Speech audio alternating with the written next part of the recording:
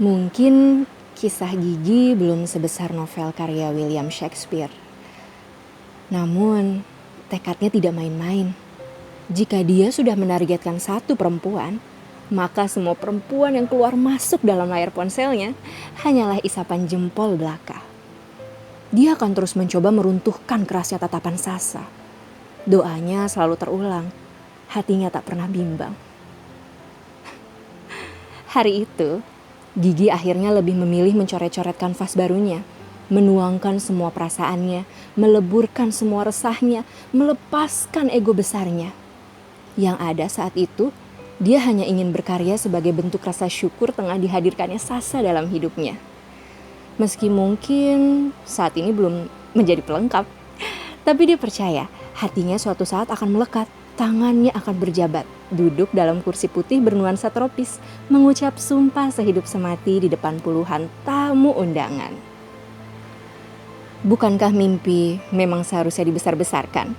Meski kita tidak pernah tahu bagaimana nantinya tangan Tuhan bekerja lewat kuasanya, merestui kita atau memberikan kita pilihan-pilihan yang lain, yang mungkin suatu saat akan menjadikan pembanding bagi diri kita. Lukisan berwarna pastel itu nyatanya tidak kurang dari 1 jam sudah selesai. Bagaimana penilaiannya, biarkan nanti beberapa pasang mata yang menilainya. Gigi tidak pernah punya ekspektasi lebih terhadap karyanya. Dia hanya ingin meluapkan apa yang sudah mengendap di isi pikirannya. Meski kadang tidak hanya media kanvas yang dia pakai, bisa juga media puisi atau bersenandung lewat gitar yang usianya hampir 1 dasawarsa. 16.30.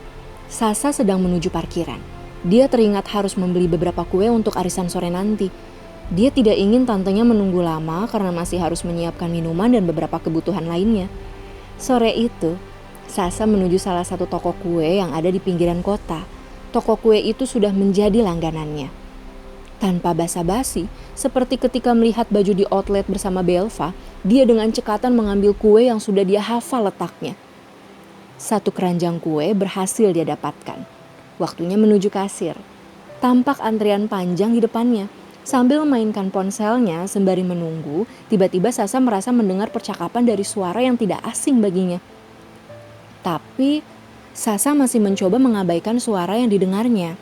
Mungkin perasaan dia saja.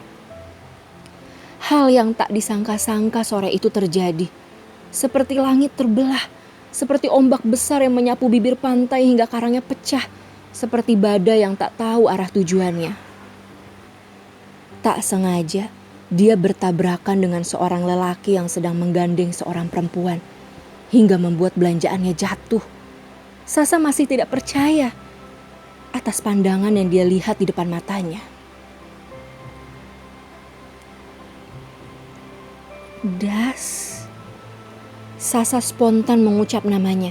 Namun lelaki itu berlalu dengan muka pucat bersama seorang perempuan yang sedang mengenakan baju piyama berwarna kuning keemasan. Hatinya luluh lantak. Dia tidak menyangka bisa bertemu dengan orang yang selama ini dia tunggu kabarnya. Tapi nyatanya saat itu dia malah sedang bersama orang lain. Sore itu senja tampak indah. Tapi hati Sasa diliputi rasa amarah yang membuncah. Dia tidak tahu lagi harus berkata apa. Tubuhnya terkulai lemas di pinggiran sofa rumah. Kakinya diangkat di atas meja. Badannya direbahkan. Tampak lelahnya benar-benar nyata. Lelah hati dan fisik. Tuhan memang memberikan banyak sekali kejutan dan teguran kepada kita. Entah secara langsung atau lewat orang-orang di sekitar kita. Kita hanya mampu pasrah dan mensyukuri apa yang kita terima. Entah menyakitkan atau membahagiakan. Semua akan kita terima saat kita masih bernyawa. Tidak ada yang perlu disesali dari sebuah pertemuan yang menyisakan perpisahan. Malam itu, rumah tantenya begitu ramai. Namun tatapan matanya kosong. Dia merasakan kesepian yang mendalam. Hingga sesekali matanya berkaca-kaca. Dia mengambil tisu di atas lemari pendingin, mengusapkannya berkali-kali ke mata indahnya. Ingin sekali dia melakukan sesuatu yang bisa mengurangi rasa sedihnya. Tapi apa? Dia bertanya-tanya pada lampu-lampu yang sedari tadi melihat matanya berkaca-kaca. Tidak ada kentang goreng, susu segar, dan drama Korea malam ini. Sasa terlalu resah melewati esok hari. Dia takut tidak akan bisa menjalaninya. Sesekali dia melupakannya, tapi sesekali dia mengingat peristiwa itu. Seperti cerita klasik di layar sinetron. Tapi kali ini berbeda. Sasa benar-benar mengalaminya. Berkali-kali dia melihat cermin. Yang ada hanya bayangan kepedihan dan keputusasaan yang dia terima. Sakitnya memang tidak seberapa, namun kecewa yang dia rasakan begitu dalam.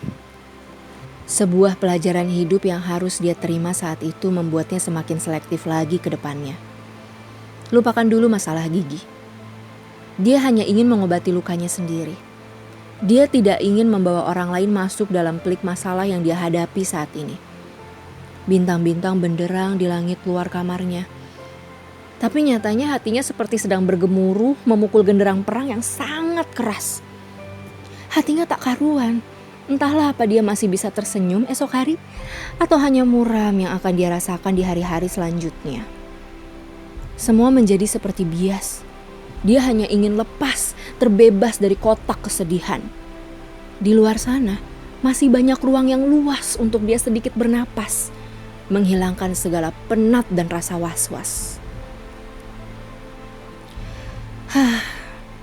Kehilangan adalah sebuah pembelajaran bagaimana susahnya menemukan. Sudah hampir terdengar suara ayam yang berkokok, namun hatinya masih saja terpojok, menunggu keajaiban yang datang, menghapus segala kepedihan dan kenangan yang melintasi pikirannya. Denting jam terus berdetak, namun dia masih belum juga beranjak. Duduk termenung tanpa alas, melihat hamparan langit gelap yang luas di luar jendela. Lalu lintas di kota sudah mulai merangkak. Mobil bak penjual sayur pelan-pelan mulai menjejali jalan yang sebelumnya lengang. Polusi yang sejatinya mati beberapa jam, kini sudah mulai hidup lagi. Asap-asap knalpot mulai mengepul lagi. Namun, Sasa masih terkunci dalam kamarnya yang pelan-pelan tak ingin memejamkan matanya. Sementara di kamar yang lain, Gigi terlelap. Mimpinya juga senyap. Dia terlalu lama menunggu balasan pesan dari Sasa. Hingga nyata-nyatanya, dia tidak bisa menerima kenyataan jika pesan itu benar-benar melayang tanpa balasan. Malam itu, keduanya ada pada satu jalan yang bercabang. Entah pada akhirnya akan saling melupakan atau sama-sama mengabaikan. Terlalu cepat mengambil keputusan juga hanya akan binasa dalam keadaan. Biarlah tabir kegelapan menyimpan rahasianya masing-masing. Biarkan gelas-gelas itu berdenting dengan nyaring. Semuanya tampak begitu beriring, menyelami kegundahannya masing-masing. Nyala yang merata, lelap yang terdekat, dan seseorang yang sedang ada pada puncak kegelisahan. Dalam tidurnya, Gigi tersenyum. Dia ada pada masa puncak-puncaknya jatuh cinta. Dan Sasa, di luar kepala, sedang merawat lagi luka-lukanya. Tik-tok, tik-tok. Jam berdetik, lalu ayam berkokok. Pagi menyapa, mentari meretas sepi. Tapi cinta tetaplah cinta.